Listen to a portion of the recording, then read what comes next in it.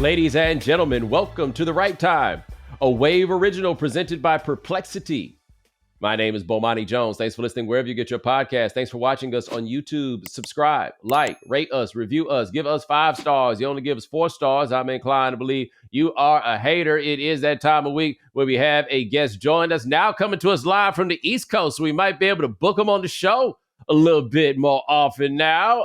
From the Ringer, Joel Anderson, what's going on? Man, I do all the coasts. Gulf Coast, West Coast, now I'm back on the East Coast. You know, 1, 2, and 3, huh? Yeah, right. Hey, look, I'm going to do it all, you know? Honestly, this is real thing, though, is that when Dominique had other stuff to do, I was like, cool, we can get Joel in on the Fridays. And then, of course, I forgot you had just procreated or, the procreation was about to fully take place and all of this stuff. And you was on the West. It'd be hard. Now, you know what I'm saying? You back over here toward the East. You might come holler at your boy here and there. Oh, I'm going to come to some of them, some of your live shows too. You know what I'm saying? We might do, whatever. The Basketball Jones, whatever's in. So that's... Oh, no, you got to come through. Come holler at me. Come check out my spot, my club, that we do the live shows at. You know what I'm saying? I mean, look, since I've been here, the weather has been not terrible, but by the standards of somebody that lived in the Bay Area for 10 years, it's been sort of terrible. Yes. But other than that, I really like it out here. I mean, it fits. I like the energy of the East Coast. I like being close to people. It's really hard to get out to the West Coast, man. It is. And people, I feel like, I don't know if this is true for white people. I'm sure it is, but whatever. But I feel like every black family has the uncle or the cousin that lives in California, and you never see him. He's like, I got family in California, blah, blah, blah. That was me for a decade. Yo, that is a good... So I think the thing that people forget about California is that California was the promised land for so many people. So, for example, 2 things that run together. The plot line for Beverly Hills 90210 and the history of the Los Angeles Lakers, right? Start in Minnesota, bring it out there. When you watch that OJ Made in America and listen to them cops talk, they all sound like Fargo type stuff, like Midwest situation. That was what they got the hell out of Dodge the same way we got the hell out of Dodge, except we was trying to get away from the mean ass white people, and they was just trying to get away from that hawk. I mean, that hawk chased them all the way out there. The late great Mike Davis used to call LA, and maybe it was the rest of California, Iowa on the Pacific. Yes. And it was very conservative, All those folks. Yeah, exactly. A lot of people come out there just wanting a little bit better weather, and But I mean, that's the whole thing about the Rose Bowl. The Rose Bowl is that Mike Davis, who wrote City of Quartz, a book that's so amazing that I ain't even finished it yet because it was so dope. I just kind of had to take a pause, but I read enough. I can't imagine that there's more book after the portions of City of Quartz that I got through because it blew my mind so much about what LA was. First thing is, LA is a bunch of gangs. The gangs are actually fitting in with what everything else that goes on because LAPD too, one of them gangs. Click after click after click. That's just what LA is, man. It's a bunch of people that's throwing up signs. But what he said in that book that I did not realize about LA was that it makes sense. And it makes you think about what the old days are, right? Or what the old days were. They sold California through pamphlets, right? Just the idea, think about how wild the 1800s were, where people were just like, yo, I'm about to hitch my shit to this wagon. I'm about to get this horse and we about to go out west. What y'all gonna do? We gonna go out west. Don't even know what's out there. We know that it's natives. But I read this pamphlet and this pamphlet said it's paradise over here. I mean, they were kind of right about the paradise part. They were, right? Well, what they promised them though was an all white paradise. Right. And so then they got out there and everything was cracking. But you ain't gonna keep nothing from us for long, man. I mean, first of all, The Warmth of Other Suns, maybe one of the only books that I finished reading and started crying. It was emotional to me to finish that book. One of the plot lines in that book is a brother who was from, I think he was Monroe or West Monroe, Louisiana. He becomes a doctor out there in California. And it's just that's exactly. Hold on, was that The Warmth of Other Suns or was that City of Quartz? No, it was Warmth of Other Suns. It was the Warmth of Other Suns. Yeah. No. Okay, I didn't hear you say that you were switching books. I was just making sure we was all together. Oh yeah. I didn't cry at the end of City of Course because much like you, I did not finish it because it was just so overwhelming. Like it was just a lot of information. I would like to know how many people are like us that like I got it on the Kindle. I might check it out. Right. It's worth revisiting. And it was my I was hoping to use it as my way to get my head around all of LA when I was doing Slow Burn. And but it's highly recommended. But The Warmth of Other Suns, I mean, you got three people, one that moved to New York, one that moved to Chicago, and one that moves to LA. And it's this doctor who sets up a clinic or office in a majority black neighborhood in LA. And yeah, man, I mean, it was so deeply affecting to me to see these people trying to find the promised land and find out that, it's not just like Compton, you know what I'm saying? Quick, just like Compton, everyone's placed kind of the South for black people. That book's been out long enough that I don't feel like I'm spoiling it by offering this. The heartbreaking part, so for the people that made the migration to the West, what was different is that they were going with cars and our railroads, right? So like the story of the family moving to New York, they went up the rails from Florida, right? Mm-hmm. They was picking oranges and then they went up there. And then Chicago, the most common route, Mississippi, getting the hell out of Dodge, going up to Chicago. But in the West, you'd have to drive. And the thing about the drive was you had to get through Texas. And anybody who has done Interstate 10, and I think this preceded the interstates, but anybody who's ever done Interstate 10 into Texas from either direction, it's a sign on the west side and a sign on the east side. But when we moved to Texas, I'll never forget, I was 6 years old when this happened, and it still sticks with me in my mind. We cross over, and it tells you that Orange is like 15 miles or something like that. El Paso, 857. And when you come in from the west side, it's one that tells you how far it is to get to Orange on I-10, a very similar number. And so you had to get across Texas in the move because Texas is so racist, you have nowhere to stay. Like that was the part that got you. It was like going through the mountains in the Tour de France, right? You got to get across Texas. So they get across Texas, they get to Arizona. They can't get nobody to rent them a room, right? Going all over the place. Mm-hmm. And then because Arizona, sneaky, right? Mm-hmm. And so finally, he gets to some people in Arizona that at least hear him out. And the man says, I would love to give you a room, but I can't do that. He's like, we're not from here. We're from Illinois, I think is what he said was. We're from Illinois. We don't share the same views and sensibilities as these people here. We would love to give you a room, but we got to live here after the fact. If they see that we did this, it's going to cause us some problems. We can't do it. And then he hit him with some true game. He was like, I'm telling you right now, though, me and my wife, we went to USC before we came here. And I just want to make sure you understand, California ain't what you seem to think it is, brother. Nah, man. No, Can you imagine driving from Louisiana, getting across Texas, getting almost to California? And by the way, before you even get there, somebody is like, hey, it ain't what you think. Yeah, might not be what you were planning on. I mean, look, so much of the promise of LAPD, especially under those first few police chiefs, Bill Parker being one of those guys. Bill Parker's the one. They were recruiting guys out the Klan, literally. They was coming just like they do now, but they was coming down south. Because I don't know, like I see this on the subway here. Always these advertisements for police departments hiring in different places, but they was specifically going to the south.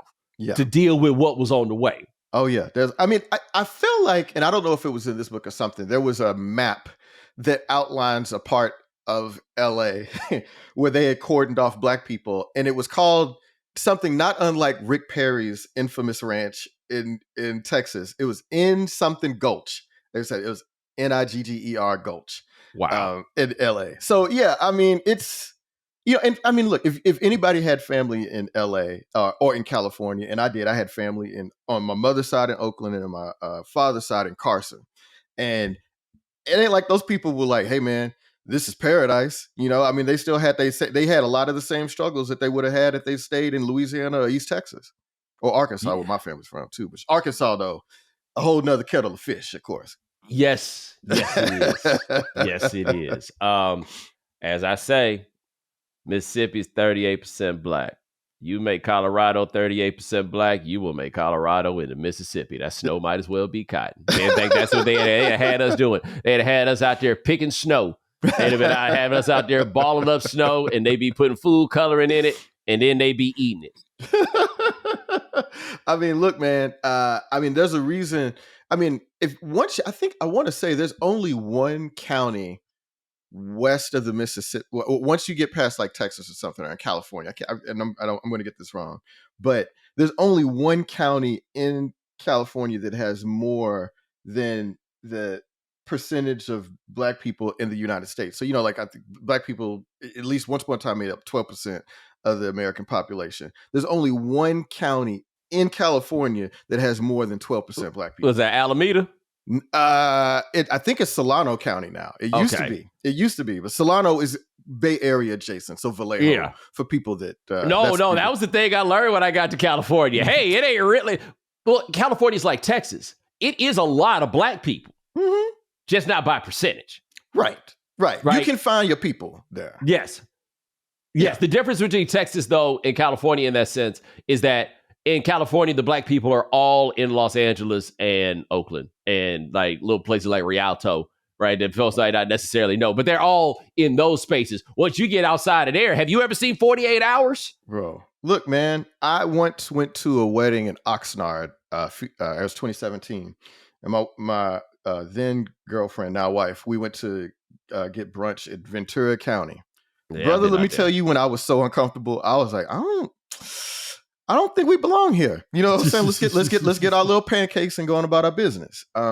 It's I love California, but you can feel really lonely as a black person out there. Well, are you up on what's going on in Huntington Beach? Well, I mean, like right now or in right now they've got a thing where basically the city council has gone full on MAGA.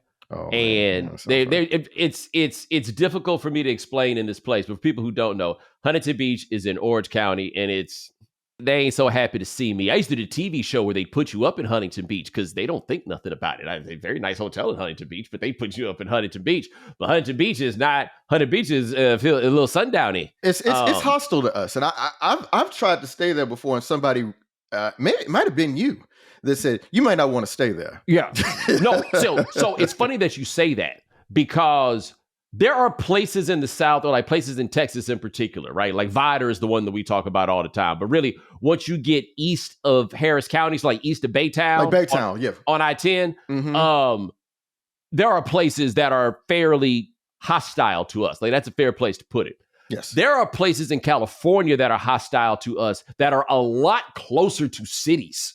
Mm-hmm. Yes. Absolutely. Oh yeah. I mean, look. I mean, where the Rodney King trial was held, man, Simi Valley. I mean, that is not a place where black folks. I mean, it may have changed in the last 30 years or so. Maybe I'm sure there's a little bit more uptick in black folks, but that is not a place that you want to be for the most part. California, not quite what people think. That's all we say it. That's all we say it. This is an interesting voyage that we took here. Now that Joel out of there, you know what I'm saying? Joel over in the DC Metro. I mean, I'm in the DMV, man, and I just gotta say, I mean, Maryland is. I did not have a conception of this state outside of Baltimore. I've spent a lot of time in Baltimore, mostly for bad stuff. So like the Freddie Gray trial and the riots after Freddie Gray. So I didn't really have a conception of Maryland, but I just gotta say, this is one of the most diverse, interesting places I've ever been in my life. I cannot get my arms around it. And it's fun because it's so diverse, but also it reminds me so much of the South. And I don't know, I've been trying to explain. I mean, it is the South. It is the South, but like, it feels like Atlanta. It feels like Little Rock. It feels like Bossier Parish to me, all at the same time in a lot of places. So I'm still trying to figure it out, but it's got to be one of the more unique places I've ever been in this country. Hey, speaking of getting outside the city. Mm-hmm. Oh, Maryland. Yeah. Yeah. You know what? I can believe it. Getting towards east. I mean, look, man, the way Maryland was one of them states a few years ago, I think, when the federal government used to have that sort of a mandate or a mission. I mean, they were going after the state for shortchanging the HBCUs here. So like, Morgan State and Maryland Eastern Shore, Hey, brother, they owned slaves there. Uh-huh. Like that's just that metric still matters. Mhm. They owned slaves there. Absolutely. I mean, look, I stayed at an Airbnb for a couple weeks in an area called Mount Rainier, and I was telling people, I was like, these kind of New Orleans plantation type looking like they're not plantation homes, but it's got the the large front porch and stuff like that. I was like, this feels very antebellum to me. Yes, yes, So yeah. yes. Almost like they own slaves. Hard turn. We were trying to figure out what we was going to talk about. Then we just bounced around, all this or whatever. But Joe had an actual sports thing he wanted to mention. And you have a take on Shedeur Sanders? Yes. So, I mean, I know that, we've talked about him before, and there's a lot of skepticism around just the talent, right? Like, Yes. is he the first round guy? But there was this, the scuttlebutt around him is that all these teams did not like him and because he interviewed poorly and all this other stuff. And I was thinking, I was like, is it possible that he's doing that intentionally? And also because if there's anybody that is really skeptical of the draft process, don't you think it's Deion Sanders? And I could imagine him imparting to Shedeur, like, first of all, it's really important where you go in the NFL. Like, you can't just let anybody draft you. Like, you do not want to go, if you're a quarterback, and I don't care who's running the franchise, you probably are going to look askew at like the Cleveland Browns, right? You're like, I just don't know if I want to be there, right? And I just wonder if Shedeur took what I think is a reasonable approach. I don't respect this organization. I don't necessarily respect this process, and I'm not going to engage with it as if it is deserving of my respect.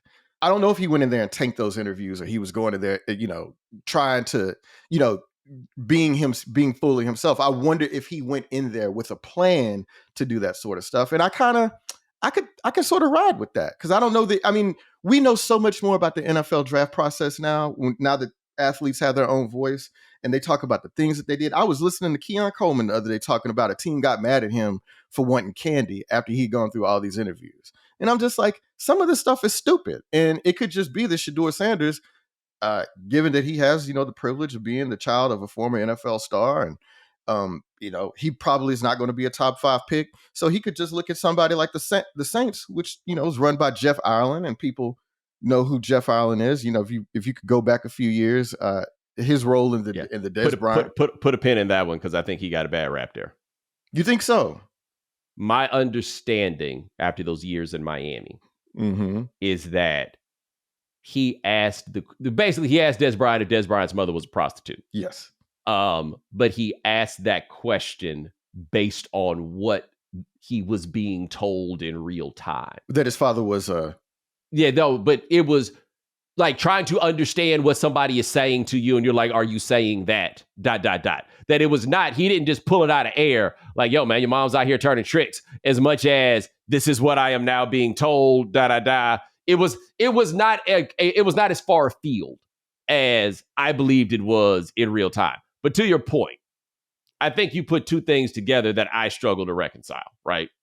That is, I don't think that it was a rebellion of, I rebuke the process and the process is beneath my respect. I don't think that's unlikely to be what happened, right? And if he does think the process is beneath his respect, I would need to know why it is before I ascribed my rationale as to why he would find it beneath his respect, before I ignore what a lot of the signs seem to point to, which is the boy might be an orifice. It is well within the realm of possibility that he is an orifice. Like, I'm not saying he is, but that is possible, right? What I do think, though, that I agree with, and that is entirely possible, because somebody I talked to who was at the combine said that what they were hearing was the people who were cutting him slack were saying that they wondered if he was doing it on purpose. It was either that off-putting or it seemed to be calculated, in the sense that he was trying to avoid perhaps going places that he did not want to go. And I agree with you in the sense that if your dad's Deion Sanders, you don't necessarily need to get the money that comes from going early and everything else. So I think that would be, rather than showing a disrespect for the process, that would be attempting to manipulate the process to get to the place that you want to go. Now, again, I am curious what would they deem to be the place that they want to go? Because the places that Deion had talked about before were all the places he played. Washington, Baltimore, I think he said San Francisco. He made like I remember it was places with black people, but also coincidentally, they were all places that he played. Right. Well, and, I mean, I don't, it's tough to know if the Commanders actually have a solid front office in place, or if they just happen to draft Jaden Daniels, right? But the ones that you've mentioned, Baltimore, San Francisco, those would kind of be the sort of organizations that you would want to play for if you're going to come into the league, right? Like, I mean, a guy that's not necessarily physically talented, he's going to need a lot of help around him, and he's going to need good coaching and all sort of scheme him up. It makes a lot of sense to me. Like, I mean, you know what I mean? Like, I mean, you name franchises that Deion had some affiliation with, but they're also reputationally well-run franchises as well. I would not, if I were Deion, I would not want Shedeur to play for the 49ers. Because they think of quarterbacks as expendable. Well, two things. I don't think they think of them necessarily as being expendable. I think they're about to get Brock back up the truck for Brock Purdy, for example. But it's two things. One thing we do know that Kyle Shanahan prioritizes is getting the ball out, which is not what this young man does, right? Like, part of the charm of him is his willingness to stand in there. And there's a value in that. I don't want to pretend like it's not, but I don't think that that's film that Kyle Shanahan looks at and is like, oh, I want to do that. Number two, I've watched Kyle Shanahan destroy two quarterbacks before. And it could be you if he sours on you. Your boy, those guys get hurt all the time. His quarterbacks They also get hurt all the time. They get hurt a lot, man. They take a lot of punishment. And it ain't like Shedeur is somebody that's going to be able to escape a lot of punishment in the league, right? I mean, he was hurt a lot at Colorado. I mean, he took a lot of punishment there. So I can sort of ride with that. But I do think, though, it offers you I could understand being Shedeur and being like, I could go into that offense. I have a lot of support. Like, maybe, hold on. How much support? Well, I guess Debo's gone. Not is Debo gone. Do you know how many times Debo Samuels made the Pro Bowl? One. Right, is that right? Yeah, that sounds like I was going back and looking at it and being like, this might be a great nickname at work. I am not, I'm not exactly sure how good he looked. They just moved him for a 5th round pick. Ayuk came in there and got hurt. Christian McCaffrey, look, running backs, it's cool until it isn't. And he was real hurt last year. I don't think it's reasonable to assume that it's going to be like on and cracking with him. The Trent Williams thing. Trent Williams has been playing in the NFL, I want to say, since the year 2009. How old is Trent Williams? Is he 30? He's got to be 38. 38. 08 was his last season at OU. Right. And I think he stayed 4 years, but 08 was his last year at OU. He was drafted in 09. As you always like to bring up, Brian Rockpo got the best of Trent Williams. Brian Rockpo. Look here, Brian Rockpo gave that boy to work. It took me a good 10 years to realize that Trent Williams was a Hall of Fame caliber player. Rockpo gave him to work, and Lode Holt got it from Kendall on that game. I don't know why. Look, here's the thing. You talk about you put on a voice and all of that stuff. You remember that shit. You saw it. Ate his ass up. I mean, those were good Texas teams. So I mean, it could have happened then. Was that so? Williams was blocking for, man. I mean, we are going back in time. Sam Bradford. Yeah, man. Woo. What a run back in time. That guy's already old. Yeah. I mean, I hear you. Yeah. So Trent is old. It could be that they're about to go through a down cycle, but I think the thing is that you're taking a chance that Shanahan and Lynch can build a roster that will ultimately support him, right? That it's kind of like when Ozzie Newsome was at the Ravens. It's like, oh, I think that they're going to be able to figure it out. They'll come up with a supporting cast that will be able to. Let me ask you a question on that front. We stumbled on the good stuff, right? I say we may need to find a way to get to chop up the first part of the show and put it on the back. How many bad seasons is someone like Kyle Shanahan allowed to endure before turning it around? So like Sean Payton, for example, they had, I want to say 2-3 down years there. He had won that Super Bowl, and the historical importance of he and Drew Brees for that city, he could stay while they were down. Every time we talk about Mike Tomlin having the winning season every year or whatever. And yes, that is a bit of an overrated stat, but it's worth noting Bill Cowher cannot say that. Bill Cowher had a couple of down years and then a pickup, but he was allowed to endure that. He had the goodwill on the front end that he could do that. if you are the 49ers, how long would you allow? Keeping in mind, the thing with Kyle Shanahan is either you're going to go to the NFC Championship game or you're not going to make the playoffs. Well, the reason you're not going to make the playoffs, right, is because you're decimated by injuries. Yes, but whatever it comes down to, right? I'm looking at this now. Okay, his seasons 6-4, 4-12, 13-3, 6-10, 10-7, but made the NFC Championship game. 13-4, made the NFC Championship game. 12-5, made the Super Bowl. 6-11.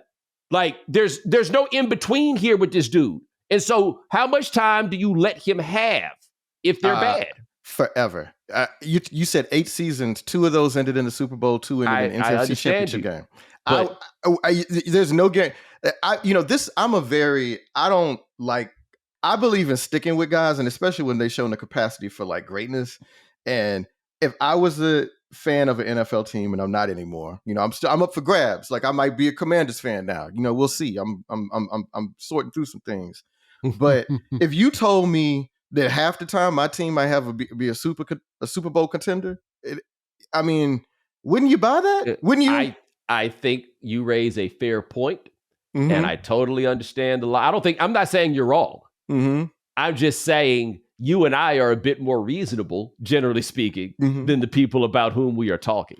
Right. Well, also, I'll just, I can also carry that to the extreme because I remember, and I may have mentioned this on here before, I remember being like, who is Georgia to fire? Mark Richt. Yeah, Mark Richt. Who is Georgia to fire Mark Richt? They're an 8-win program. They have no right to think that they deserve to be any better. And I'm just like, isn't it okay to be the Seattle Supersonics, man? Just George Carr. I just win 54 games a year. We contend every year. I'm very much into that kind of thing. I think winning is underrated.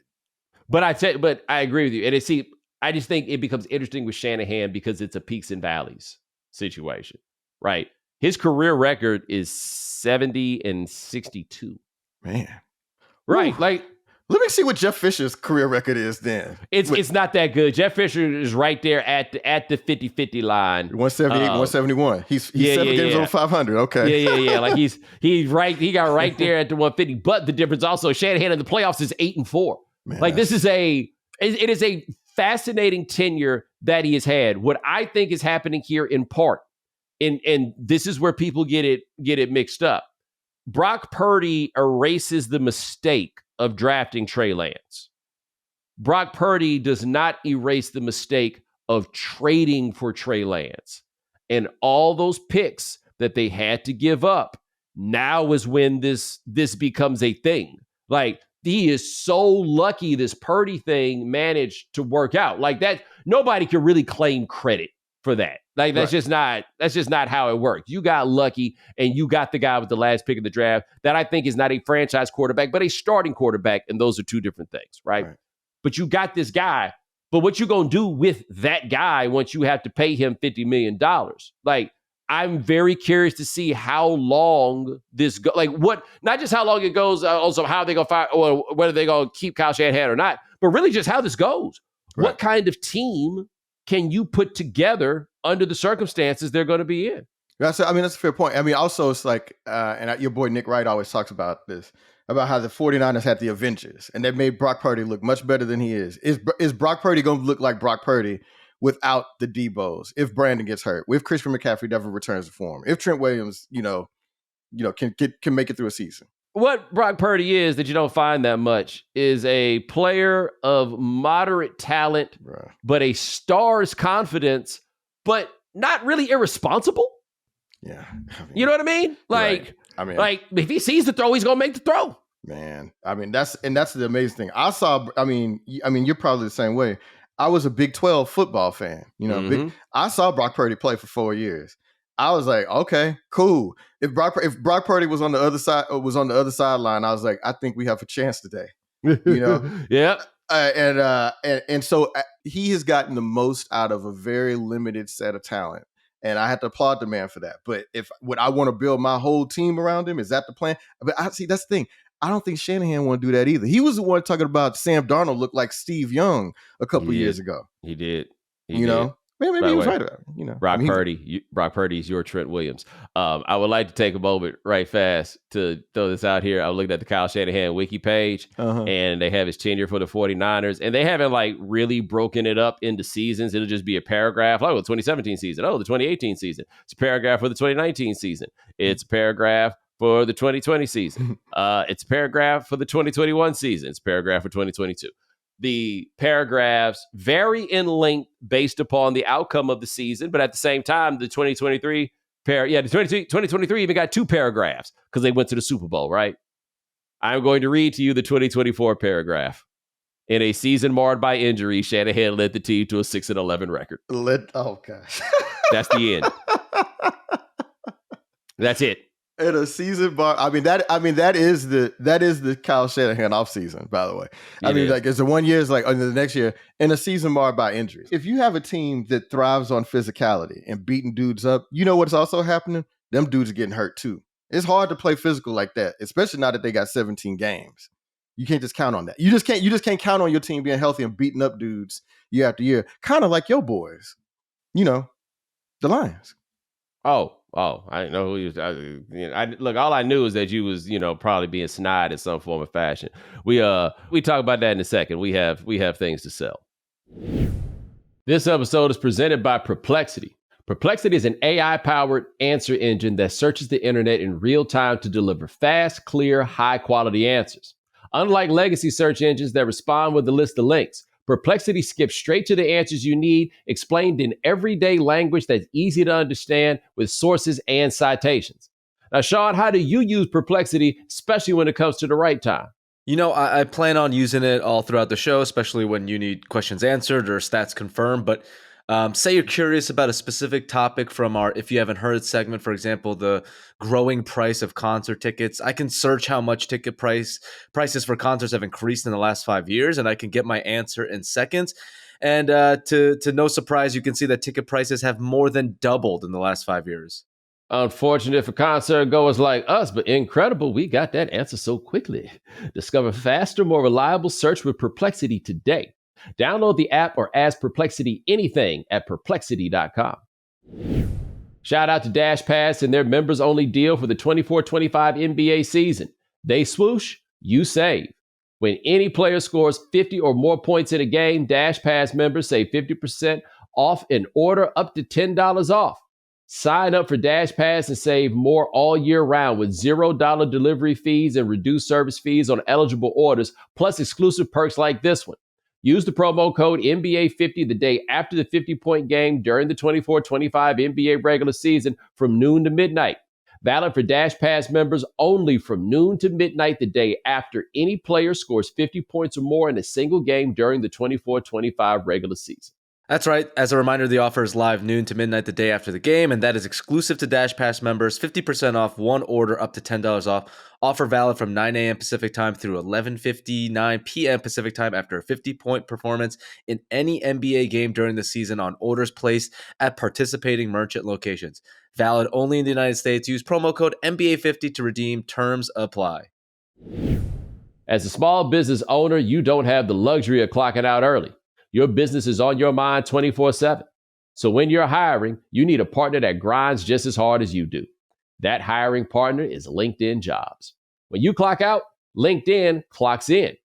LinkedIn makes it easy to post your job for free, share it with your network, and get qualified candidates that you can manage all in one place. Now, Sean, what's your experience with LinkedIn like? For me, when I was looking for work, LinkedIn was super helpful. And now when we're trying to hire staff here at Wave, LinkedIn is our go-to source for finding the best candidates. LinkedIn's new feature can help you write job descriptions and then quickly get your job in front of the right people with deep candidate insight. At the end of the day, the most important thing to your small business is the quality of candidates. And with LinkedIn, you can feel confident that you're getting the best. Find out why more than 2.5 million small businesses use LinkedIn for hiring today. Find your next great hire on LinkedIn. Post your job for free at linkedin.com/Bomani. That's linkedin.com/Bomani to post your job for free. Terms and conditions apply. You ready to win real money this March Mania, attorney? Struggling to choose which team will pull off an upset? Forget about the teams. All you need to focus on are player stats to rack up big cash prizes with DraftKings Pick 6. When it comes to massive payouts, DraftKings dunks all over the competition. Pick Six is available in most states, including Missouri, California, Texas, Georgia, and more. Track your picks for a shot to win huge cash prizes. It's as simple as that. It's super easy. All you need to do is pick 6 players and decide whether their points, rebounds, or assists will be more or less. Turn your March Mania knowledge into cash today. New players get $50 in Pick Six credits instantly with just a $5 entry. Download the DraftKings Pick 6 app now and use code BOMANI. That's code BOMANI for new customers to play $5, get $50 in Pick 6 credits. Better payouts, bigger wins. Only with Pick 6 from DraftKings. The crown is yours. Gambling problem? Call 1-800-GAMBLER or visit ccpg.org in Connecticut. Help is available for problem gambling. Must be 18 plus. Age and eligibility restrictions vary by jurisdiction. Pick 6 not available everywhere, including New York and Ontario. Void where prohibited. 1 per new customer. Bonus awarded as a non-withdrawable Pick 6 credit that expire in 14 days. Limited time offer.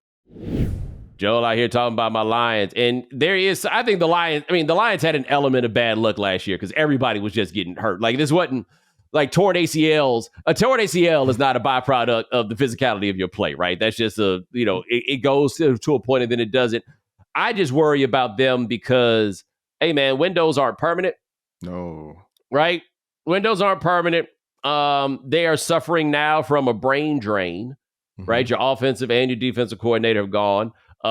Ben Johnson, old big brain ass, he taking a whole bunch of cats over there with him. Like, they're gonna have to put some things back together, but they're also at the very least going to start the season a little healthier than next year. But you're right about that. The thing about football is when you hit people hard, it's not because you're hitting them with a baseball bat or a sledgehammer. It's because you're hitting them with you.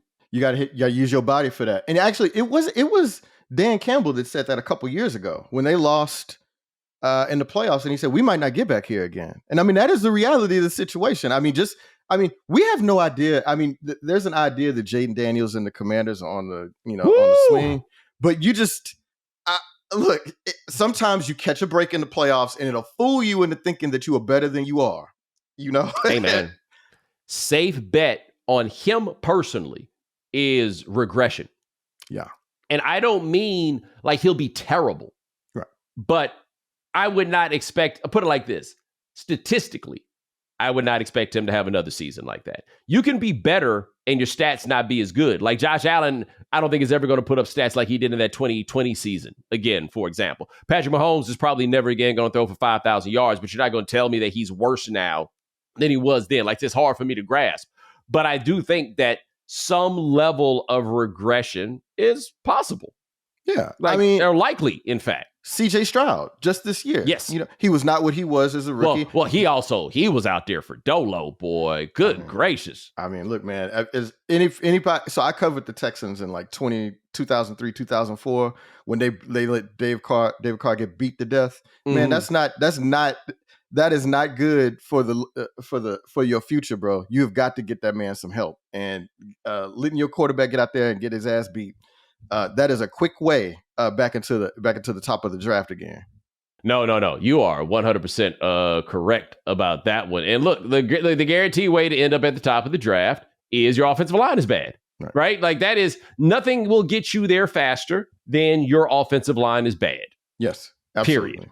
Absolutely. Also, I mean, it's just funny because what a luxury it is to end up at the top of the draft again, and you got a quarterback. It must feel so good if you I got a good quarterback, and I can just pick from the best of the rest. I don't have to decide, oh, is Cam Ward that dude? I don't have to project. Oh, this pick is for trade. Like, if you have a quarterback and you're in a draft that has quarterbacks, but you don't need a quarterback, baby, we are open for business.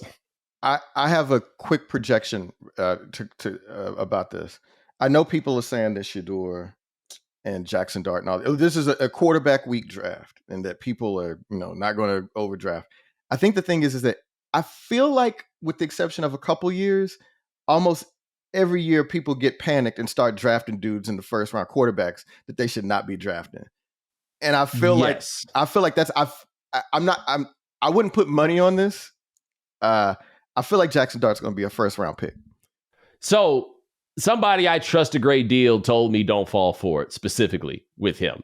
But I am starting to, the mock drafts are worth checking just because it starts being a result of what you're hearing, and people are starting to kind of sort of like talk themselves into the idea of Jackson Dart. So yes, it is possible. It's possible that somebody panics, but to me, what is important about that, the ceiling is what's going to make somebody panic, right? Like you've got to believe. To me, you've got to believe a quarterback you take in the first round has the potential to be a Pro Bowler, right? Maybe not even necessarily an All-Pro, but you've got to believe that that ceiling is there. And very rarely does a guy with a high ceiling, Lamar Jackson being the obvious example here, very rarely does a high ceiling guy fall. So take Dak Prescott as example. Dak Prescott has clearly exceeded every expectation of a fourth round pick. I have raised the question many times how first team all SEC quarterback twice, even with the DUI, managed to fall as far as he did in the draft. And what we have seen, in spite of what I think has been a largely excellent career, right? Where you look at it year by year, I mean, definitely at the bank, boy, he a legend when he show up. He a legend at the bank in such a way that one could argue that it has impeded his progress as an NFL player. Like, I saw my buddy Nick make this point, and I see others about the Joe Burrow the T. Higgins signing with the Bengals. Does Joe Burrow need all that, right? Like, you're acting like Joe Burrow is a mid-tier dude. Meanwhile, down in Dallas, Dak gets CeeDee Lamb, and then you figuring the rest out from there, and he doesn't seem to be that guy. And when it's come down to nut-cutting time with Dak year after year, is the issue that he has the ceiling of a fourth-round pick? You know what I mean? Like the ceiling is the ceiling the issue that there's a level that he cannot rise to. It's just crazy because you think when you talk about ceiling, it's like, okay, Dak is big, Dak is strong. Dak used to be, the issue was like, can that boy throw? You know, right. Like, so he was very athletic. And so it's funny that you mention it that way. So yeah, well, I'll pose it to you like this, because you actually talked about him, another one. And I've been fascinated with this dude since he went to Alabama. Would you take Jalen Milroe over Jackson Dart? I told people this was going to happen, by the way.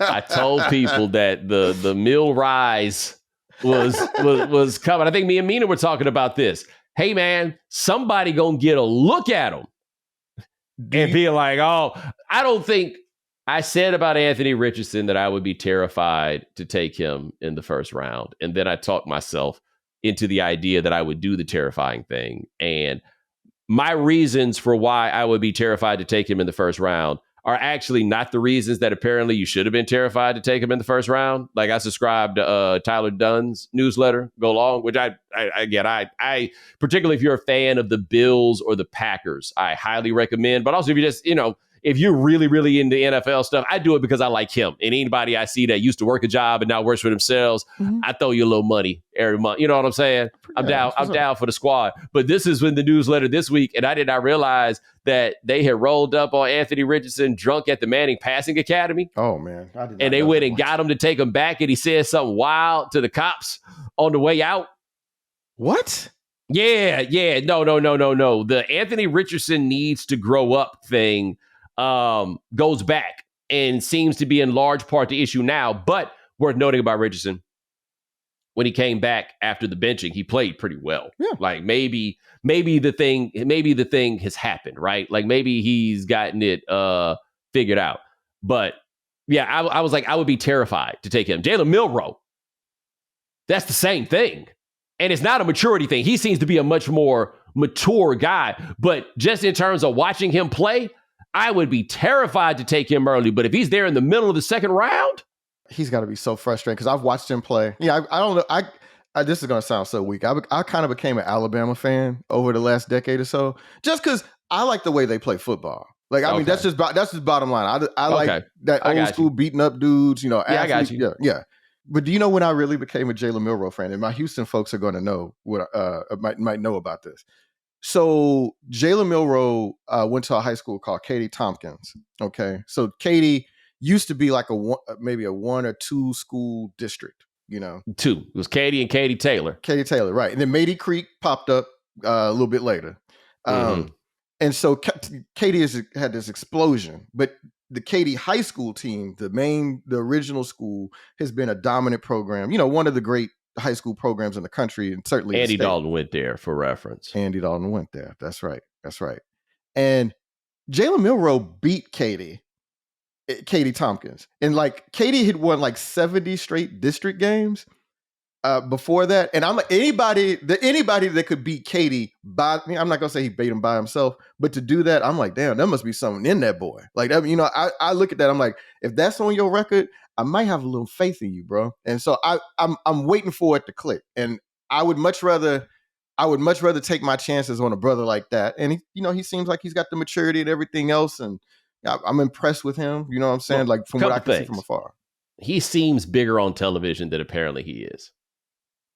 Apparently from the combine, he measured at 6'1" and 7/8 and 217 pounds. I thought he was 217? Really? Yeah, I thought maybe he lost some weight, but I thought that he was a much bigger guy. I thought he was 6'2", 230. Yeah, me too.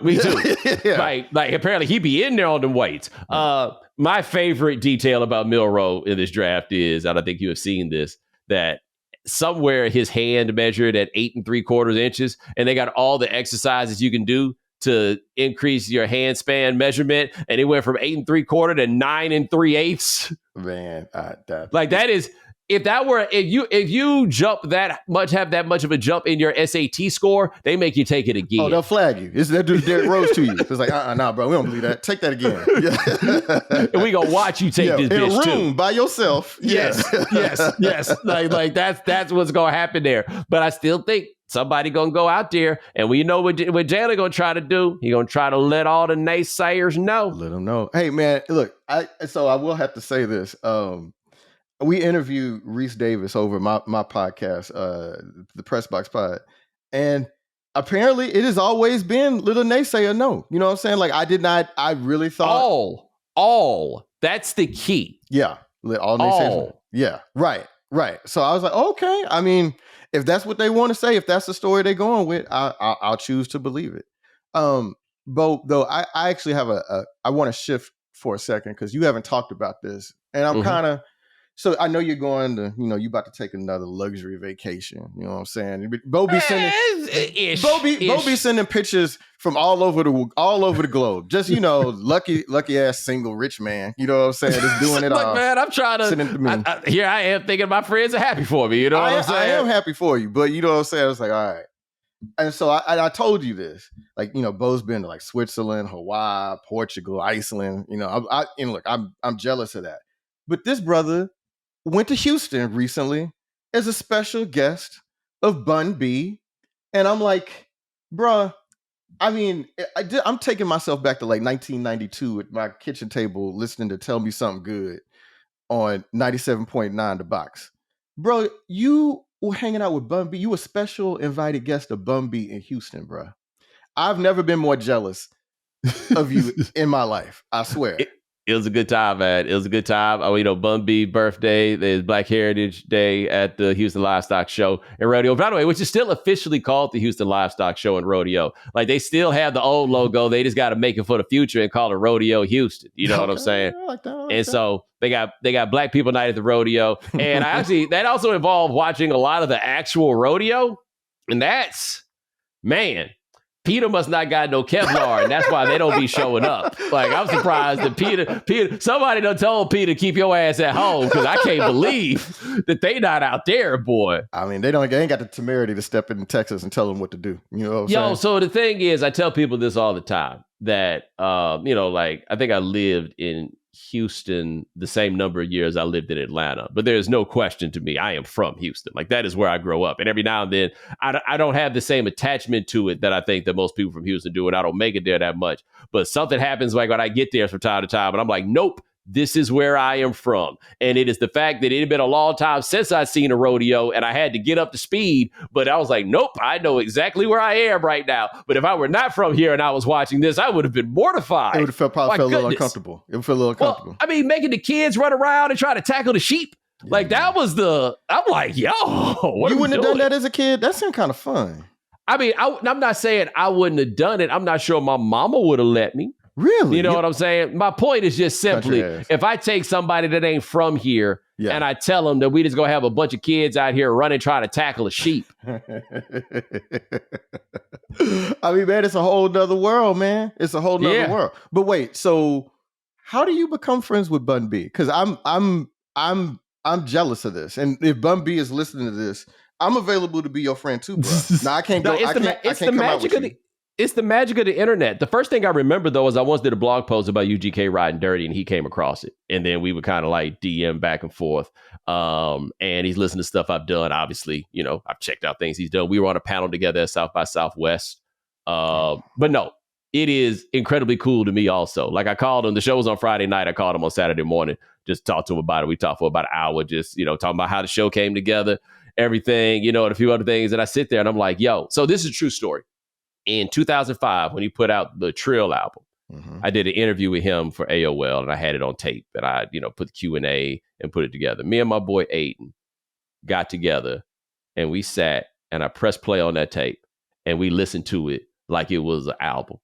You know what I'm saying? Like we sat and listened to this interview like it was like a Malcolm X record. You know what I'm saying? like we really sat up there. And so, no, it is wild to me that this could be the case in any form of fashion. He had to pop up at a store in the Galleria. I went and hollered at him there. Saw Andre Johnson, saw Victor Cruz, got a couple other cats in there, but I pulled up on him. He let me through, you know, all that, talked for a minute. I think it's really cool too. Does it make you miss home? So the thing I say about me and my relationship with Houston that I have to acknowledge is somebody from way far north, right? Yeah. How I felt about Houston would be a little different. If I had lived there past 16, like more than 1 year with a driver's license, right? And number two, if I grew up in a different part of town, Houston a lot more fun the farther south you go. Like Northside cats got to be real about that. You know what I'm saying? Like, ain't nobody on the south side ever been like, fool, I got cousins on the north side. No. It doesn't work that way. You know, like nobody's ever done that. Y'all didn't have lights. Y'all didn't have lights out there when I was coming up. Like you had to go on that side of town. It'd be dark. It wasn't that far. We had lights. Wasn't that far. We had lights. We had lights. On FM 1960 for real. Yeah. We had Grant lights. Road? We had lights. We had lights. Road? We had lights. Y'all we had had lights. Okay. We had lights. Dark out there to me. You know what I'm saying? Yeah, I know. To you. But y'all. But see, this is also, but I'm going to undercut your credibility. And Bun, if you listen to this, why would you feel the need to do that? Why would you feel the need to say that before you even went into it? Because I want to be his friend, okay, instead of you. So you were talking why is this a zero-sum game? Well, I mean, that's just the reality of the situation. I'm gonna just ask you right now. I'm gonna just throw this out here right now as you try to be his friend and not me. Does this the behavior that you're engaging in right now, does this sound like something that Pimp C would respect?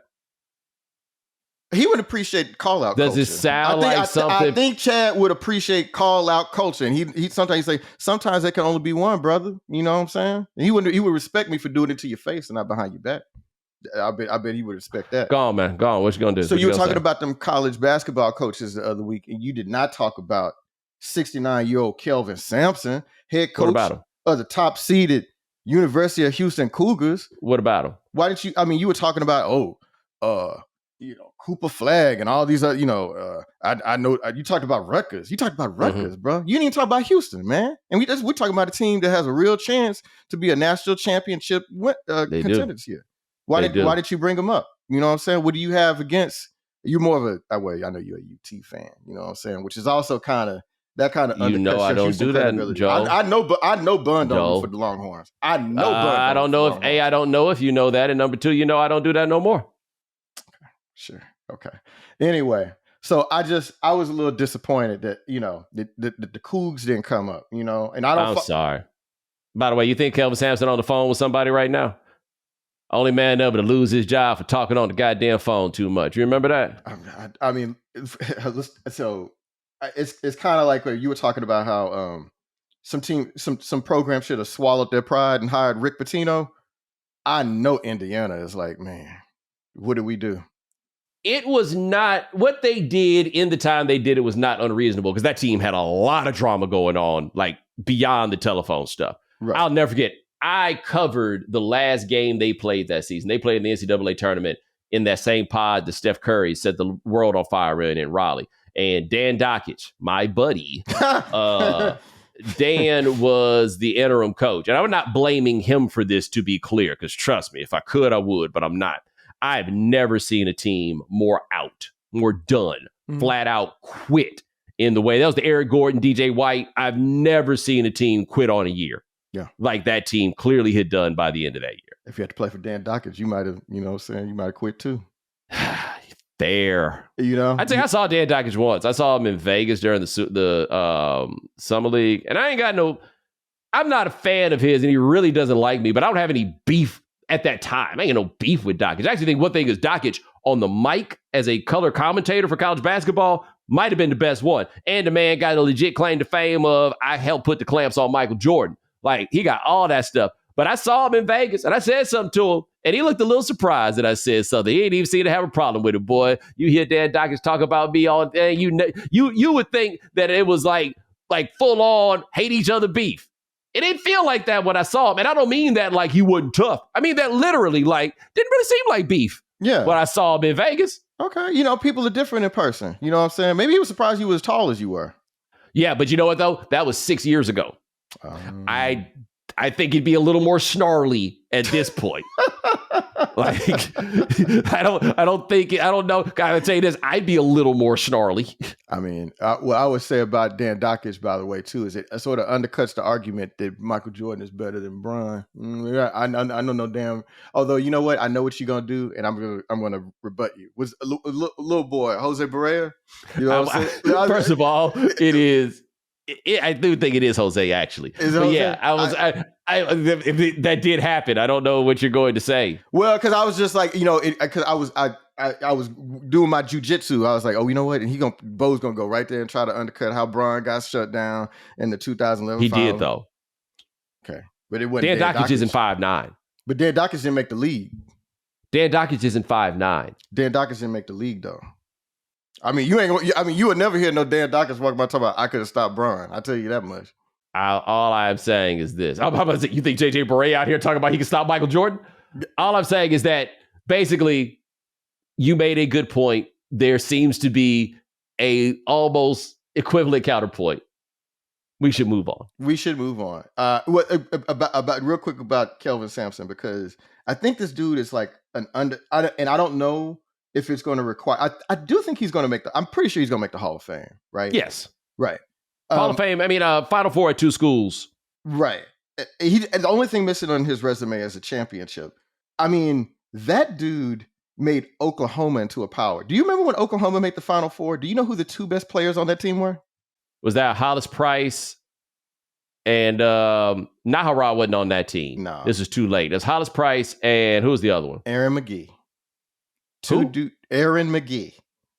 Not McKee. No, Aaron McGee. MC capital G.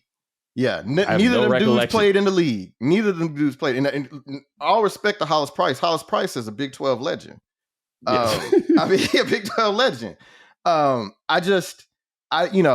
his sake, I hope he gets to win a championship, because I think that like he's had like an underrated great career. And it would just be nice to see him get his just due props. And he has resurrected the first team I ever loved. The only team I grew up, my first memory as a fan is Lorenzo Charles. Okay. Yeah. So, I mean, I'm grateful to him for what he's done for the hometown team, but I know that you didn't feel like bringing that up the other day. So. Hey, look, okay, whatever. And shout out to the Bun B out there in North Carolina. I mean, yeah, I mean, I don't know a lot. Shout out to the Bun B. I didn't know a lot about. He is of the Bun B. I don't know a lot about the Lumbies, but naming that kid Kelvin, that kind of threw me off. I'm going to say this very clearly, because very often the Bun B are clear about this. They just say they Bun B. Kelvin throw you off though. Samson? Yes, that does. Kelvin Sampson. That does, and okay. What do you think the police would put down if Kelvin got arrested? I know what I think. I'm just telling you, after my time of living in North Carolina, one thing I know is that a lot of our Bun B brothers and sisters are very clear that they are Bun B, not our brothers and sisters. Me no black. I got it. Just tell it. Just Joel Anderson. My bad. Check him out at the Ringer. Welcome back, East brother. Appreciate you. Thanks, man. Can't wait to see you, bro. Thanks for having me on. Hey, man. Appreciate that. Shaw, man. We got anything from Perplexity? Yeah, I wanted to ask Perplexity where they thought Jalen Milroe would get drafted, and they're thinking he's expected to be drafted on day 2 of the draft, likely in the 2nd or 3rd round. They said his draft stock has fluctuated due to mixed performances, particularly after a less impressive showing at the Senior Bowl. But this is great. Some mock drafts have suggested Milroe could fall as far as the 52nd pick to the Pittsburgh Steelers, a team that might be looking to draft a quarterback for future development. Would be a interesting fit if he landed with Mike Tomlin. Didn't they already have one of those when they called it Justin Fields? That's what I was saying, quarterback. except Justin Fields is Drew Brees compared to Jalen Milroe. Fair point. With Jalen Milroe, and see, this is the thing about Joel people don't understand, man. Joel, and I've talked about this, nobody hold a grudge like Joel, and Joel respects people that hold grudges. He finds a kinship with grudge holders, and when Jalen Milroe said that thing about how Bill O'Brien said he was the quarterback, he was a running back, that's when Jalen Milroe became Joel's favorite player. Except the problem was Joel had probably said the same thing about Jalen Milroe himself. Speak your truth, brother. Speak your truth. Let them know. Let them know how they did you. Joel, how long you been mad at that one man? Oh, I mean, he could get it today. You know what I'm saying? How long has it been? How long has it been? He could get it today. When did I leave Atlanta? 2012. So would it be closing in on 13 years? Honestly, I thought it was longer. I'm cutting you some slack. I thought it was longer. He could get it today, and you know who you are. you know who you are. I ain't forgot. You could get it today. You know what I'm saying? Notice I'm laughing. Sean's laughing. Guess who's not laughing? It's not a joke. It's not a game. I'm serious. Ladies and gentlemen, thanks so much for joining us here on The Right Time. We do this 3 times a week. Sean Yu handles everything behind the scenes. Thank you, sir. Remember, follow The Right Time. Subscribe, like, rate us, review us. Give us 5 stars. You only give us 4 stars. I'm inclined to believe you are a hater. We'll talk to you guys in a couple of days. Take it easy.